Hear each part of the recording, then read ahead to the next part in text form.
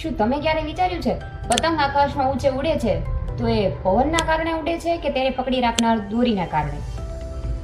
ઘણા લોકોને લાગે છે કે દોરી કાપી નાખીએ તો પતંગ આકાશમાં ઊંચે સુધી પહોંચી જાય, પણ હકીકત કંઈક અલગ જ છે. આપણે બધાને ઊંચે જવું છે, વધારે સેલેરી જોઈએ છે, મોટું નામ જોઈએ છે, સારી પોસ્ટ જોઈએ છે, પણ જેવું કામનું પ્રેશર આવે કે બોસ કંઈક સંભળાવે તો આપણને લાગે કે આ વસ્તુ આપણને આગળ વધતા રોકી રહી છે. આપણને લાગે કે આ જવાબદારીની દોરી આપણને બાંધી રહી છે, એ આપણને આગળ વધવા નથી દેતી. યાદ રાખજો, કપાઈ ગયેલી પતંગ આકાશમાં ઊંચે નથી ઉડતી, એ જમીન દોસ્ત જ થાય છે. સાયકોલોજી મુજબ સફળ થવા માટે ઓપ્ટિમલ ટેન્શન જરૂરી છે. પતંગ એ માર્કેટની તકો છે જે આપણા હાથમાં નથી. પતંગ એ આપણી ટેલેન્ટ છે અને દોરી એ આપણું ડિસિપ્લિન અને માઇન્ડસેટ છે.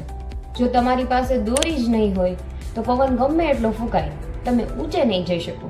કરિયરમાં આવતું આ પ્રેશર દોરીના ખેંચાણ જેવું છે. એ તમને નીચે પાડવા માટે નહીં, પણ સ્થિર રાખીને વધારે ઊંચે લઈ જવા માટે છે.